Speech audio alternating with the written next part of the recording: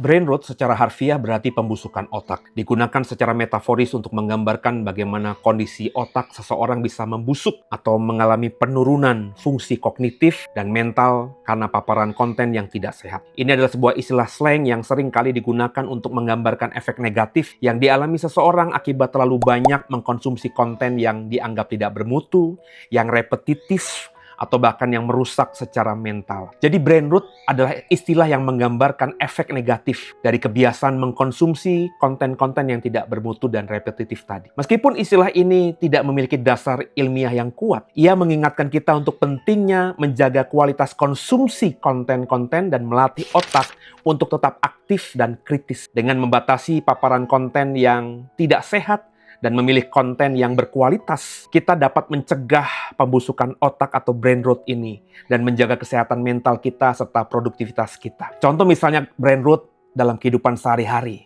Ya, ada seseorang yang menghabiskan berjam-jam untuk hanya melihat konten pendek yang tidak bermutu, seperti menonton video-video lucu atau tren viral yang sama berulang-ulang. Kemudian juga ada seseorang yang kecanduan games dan hiburan tanpa tujuan yang jelas. Jadi waktunya dihabiskan untuk itu. Itulah salah satu contoh brain rot dalam kehidupan kita sehari-hari. Nah, brain rot ini biasanya disebabkan kebiasaan atau pola konsumsi konten yang tidak sehat tadi. Kita seringkali mengkonsumsi konten media sosial yang dangkal, seperti video-video pendek, meme, FYP, atau tren yang viral yang tidak memiliki nilai edukatif. Kita suka di situ berlama-lama. Kemudian karena kita sering nonton yang seperti itu, akhirnya overload informasi. Karena terlalu banyak informasi yang kita nonton karena pendek-pendek tadi, dan itu semua masuk otak kita tanpa filter, membuat otak kesulitan untuk memprosesnya secara efektif. Nah, konten repetitif yang tidak bermutu ini, itu akhirnya yang membuat kita menerimanya tanpa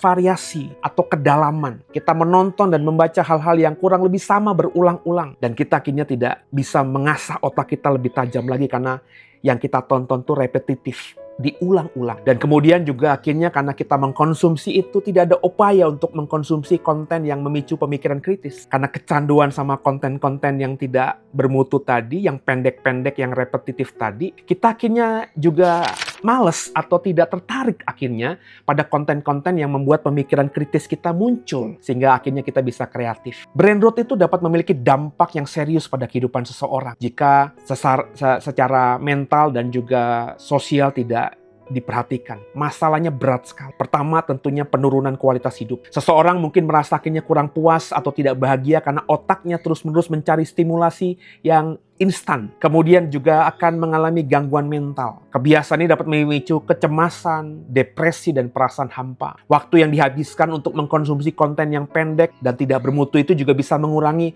waktu kita untuk hal-hal yang lebih produktif. Dan kemudian karena kita sudah terjebak dengan brain rot tadi, maka kita terlalu asik dengan dunia digital tadi. Sehingga akhirnya kita kurang interaksi terhadap masyarakat, terhadap sosial di dalam kehidupan nyata kita. Nah, cara mengatasi brain rot tentu mengatasi semua tadi.